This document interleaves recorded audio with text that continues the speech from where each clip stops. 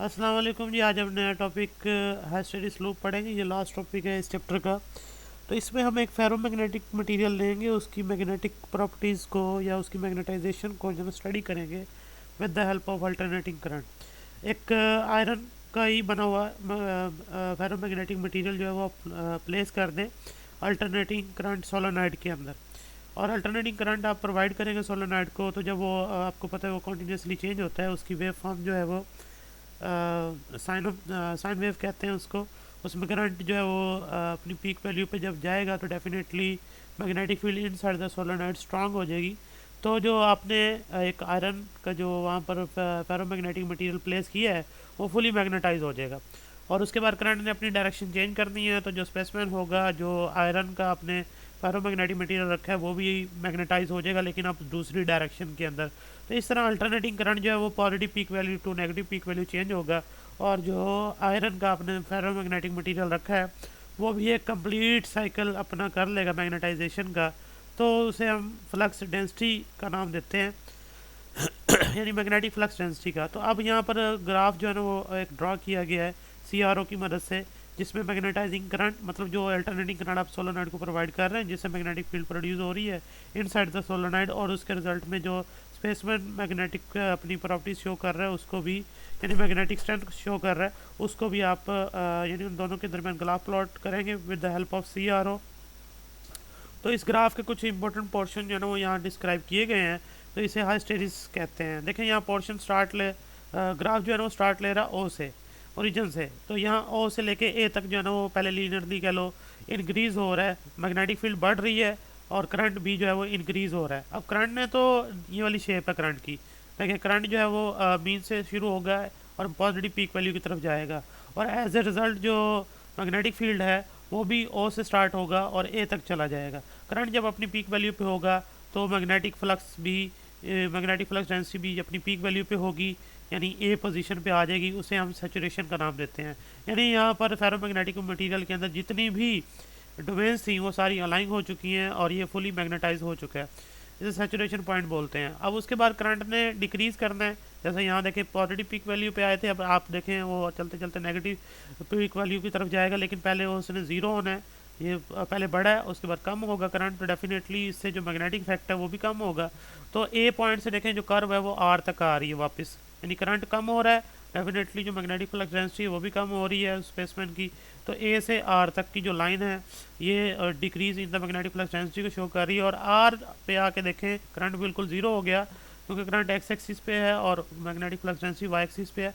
तो यहाँ पर आर पॉइंट जो है वो ये शो कर रहा है कि करंट तो ज़ीरो है लेकिन मैग्नेटिक फ्लक्स डेंसिटी स्टिल जो है ना उसकी वैल्यू बहुत ज़्यादा है, यानी कि करंट बिल्कुल ज़ीरो हो चुका है लेकिन वो जो मटीरियल है वो स्टिल स्ट्रांगली मैग्नेटाइज है। यानी बहुत सारी डोमेन्स जो है ना वो अभी भी अलाइन है, बहुत कम जो है ना अपनी रैंडम पोजीशन पे गई हैं। तो अब नेगेटिव पोर्शन स्टार्ट होना है करंट का। देखें नेगेटिव पीक वैल्यू की तरफ जाना है करंट ने। जब नेगेटिव पोर्शन स्टार्ट होगा तो नेगेटिव पोर्शन का कुछ करंट का हिस्सा आर से लेके सी तक लाइन को ड्रॉ करवाएगा, यानी मैग्नेटिक जो अभी भी स्टिल वो मैग्नेटाइज है उसको डीमैग्नेटाइज करने के लिए खर्च होगा। तो वो जो करंट रिवर्स करंट जो कि मटेरियल को डीमैग्नेटाइज करने के लिए कह लो यूज़ होता है उसे हम कोर्सिव करंट कहते हैं। और ये जो लाइन है आर से लेके सी तक इसे कोर्सिविटी कहते हैं, ओ से सी तक ये कोर्सिविटी कहलाती है एक मटेरियल की। तो अगर तो बहुत सारी डोमेन्स होंगी अलाइन तो डेफिनेटली कोर्सिविटी का जो पोर्शन है ओ से सी वो ज़्यादा होगा, अगर नहीं है तो फिर ये नैरो होगा थोड़ा सा। अब आगे आ जाएँ रिवर्स करंट जो अपनी पीक वैल्यू पे जाएगा तो डेफिनेटली मैग्नेटिक फील्ड भी अब रिवर्स डायरेक्शन में इंक्रीज होगी और डी तक चली जाएगी। तो डी पॉइंट पे आके वो फुली मैग्नेटाइज हो जाएगा और इन अपोजिट डायरेक्शन। उसके बाद करंट ने जो है वो डिक्रीज़ करना है, मतलब पीक वैल्यू से वापस आना ज़ीरो की तरफ। तो जो मैग्नेटिक फील्ड है वो भी वापस चली जाएगी और यहाँ फिर वही रिटेंटिविटी, यानी ये जो आर था ये रिटेंटिविटी था जिस पे मटेरियल जो है वो स्टिल मैग्नेटाइज था जबकि करंट बिल्कुल ज़ीरो था। इसे रिटेंटिविटी कहते हैं या रेमेनेंस बोलते हैं। उसके बाद फर्दर नया साइकिल स्टार्ट होगा और अप टू सोन वो सी पॉइंट सी प्राइम पे आएगा, और उसके बाद ये दोबारा ए पे और वापस आर सी फिर डी, और इस तरह ये कंटिन्यूस चलेगा। उधर से ऐसी साइकिल चलता रहेगा, इधर से ये आप देखें मैग्नेटिक फ्लक्स डेंसिटी जो है वो अपना एक साइकिल कंप्लीट कर लेगी। लेकिन एक बात देखें मैग्नेटिक फ्लक्स डेंसिटी जो है ना वो यहाँ देखें ज़ीरो नहीं हुई, जबकि मैग्नेटाइजिंग करंट जो है वो ज़ीरो हो चुका था। उसके बाद देखें रिवर्स करंट यूज़ हुआ उसको डीमैग्नेटाइज करने के लिए। तो मतलब करंट आगे चल रहा है, मैग्नेटाइजिंग करंट जो है वो मैग्नेटिक फ्लक्स डेंसिटी को लीड कर रहा है। थोड़ा सा एंगल के साथ, थोड़ा यानी कि डिफरेंस है इनके अंदर, क्योंकि दोनों एक साथ जो है ना वो मीन पोजीशन पे या ज़ीरो पे नहीं आ रहे, जिस वजह से हम कहेंगे जो मैग्नेटाइजिंग करंट जो है सोलोनॉइड का वो लीड करता है मैग्नेटिक फ्लक्स डेंसिटी को। अब ये कुछ फीचर जो पॉइंट मैंने बताए हैं इसको यहाँ एक्सप्लेन किया हुआ है। पहली बात सेचुरेशन है, जो ओ से लेके ए तक थी, जब फुली मैग्नेटाइज हुआ था इसको सेचुरेशन पॉइंट कहते हैं मटेरियल का, जो फुली मैग्नेटाइज हो जाता है। और उसके बाद रिटेंटिविटी या रिमेनेंस जो मैंने बोला था आर, जब स्टिल वो स्ट्रांगली मैग्नेटाइज होता है। When the current is reduced to zero, the material still remains strongly magnetized, represented by point R on the curve. It is due to tendency of the domains to stay partially in line once they have been aligned. और तीसरा, ये चौथा point है कोर्सिविटी। ये वाला सी portion था ओ से लेके सी तक, जिसे मैंने बोला था कि रिवर्स करंट जो यूज़ हुआ था मटेरियल को डीमैग्नेटाइज करने के लिए, उसे हम कोर्सिविटी कहते हैं। और वो जो करंट यूज़ हुआ उसे कोर्सिव करंट कहते हैं। तो ये डीमैग्नेटाइज करने के लिए मटेरियल को जो मैग्नेटाइजिंग करंट रिवर्स डायरेक्शन में आप यूज़ कर रहे हैं उसे आप कोर्सिव करंट कह रहे हैं और इस चीज़ को कोर्सिविटी बोल रहे हैं। तो आगे चलिए, लास्ट चीज़ जो है वो एरिया ऑफ द लूप। देखें अब यहाँ पर जो आपको दिखाई गई है ये लूप, ये स्टील के लिए है, और ये लास्ट में एक दिखाई गई है ये सॉफ्ट आयरन के लिए है। अब ये दोनों का जो देखें इसका बहुत नैरो एरिया है और उसका बहुत वाइड है, वो ज़रा हेल्दी है। तो स्टील वाली हेल्दी का क्या मतलब है, ये जो एरिया ऑफ द लूप होगा ये आपको एनर्जी बताएगा मैग्नेटाइज और डीमैग्नेटाइज करने के लिए एक मटेरियल को हर साइकिल में कितनी चाहिए होगी। तो इस एनर्जी की जो रिक्वायरमेंट्स हैं उसके लिए क्या है कि एक वर्क किया जाता है इंटरनल फ्रिक्शन के अगेंस्ट डोमेन्स को अलाइन करने और वापस रैंडम पोजीशन पर ले जाने के लिए। तो ये वर्क डिसिपेट होता है as heat due to internal friction of the domains. तो हार्ड मैग्नेटिक मटेरियल जो होते हैं उनका जो मैग्नेटाइज और डीमैग्नेटाइज करने के लिए बहुत ज़्यादा एनर्जी चाहिए होती है, उनका लूप जो है ना लार्ज एरिया का होता है as compared to soft magnetic material. Soft magnetic material जैसे यहाँ दिखाया गया बहुत नैरो बनी हुई, देखें इसका कोर्सिविटी भी बहुत कम है।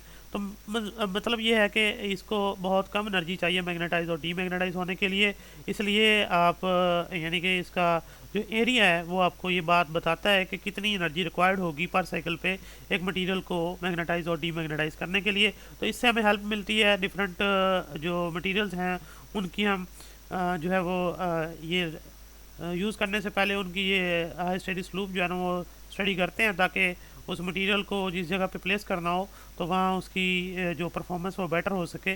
जैसा कि लास्ट चार्ट क्वेश्चन में यही एक्सरसाइज का देखें, उसमें वही ये बता रहा है कि what is mean by hysteresis loss, how it is it used in the construction of transformer. Hysteresis loss क्या होता है और ट्रांसफार्मर की कंस्ट्रक्शन में कैसे इस्तेमाल होता है। देखें आपने जो एरिया लूप बनाया उसका एनर्जी मेजर की, उससे जो रिक्वायर्ड है मैग्नेटाइज और डीमैग्नेटाइज करने के लिए एक मटेरियल को ड्यूरिंग ईच साइकिल, तो वो एनर्जी जो है वो इसलिए रिक्वायर्ड है क्योंकि वर्क करना पड़ता है internal friction of the domains के अगेंस्ट। तो ये वर्क जो है तो फ्रिक्शन के अगेंस्ट डन होगा और डिसिपेट होगा as heat in the material. तो अब ये अगर आपने ट्रांसफार्मर की बात की है तो ट्रांसफार्मर की कोर जिसके ऊपर दोनों कॉइल्स वाउंड की जाती हैं तो वो कॉन्टीन्यूसली वेरिंग मैग्नेटिक फील्ड में मौजूद होता है, तो वहाँ पर मटेरियल मैग्नेटाइज और डीमैग्नेटाइज होना है कॉन्टीन्यूसली। तो वहाँ पर आप ऐसा मटेरियल यूज़ करते हैं जिसका हाइस्टेरिस कर्व जो है वो स्मॉल एरिया का हो, ताकि मिनिमम एनर्जी जो है वो वेस्ट हो आपकी और ट्रांसफार्मर की एफिशिएंसी जो है वो बेटर हो सके। ये आपका एक ही शॉर्ट क्वेश्चन है, इसमें बाकी सारे आपने ऑलरेडी डिस्कस कर लिए हैं, इसलिए वो मैंने दोबारा डिस्कस नहीं किया। नेक्स्ट फिर इंशाल्लाह एक्सरसाइज के न्यूमेरिकल भी सॉल्व करेंगे। अल्लाह हाफिज़।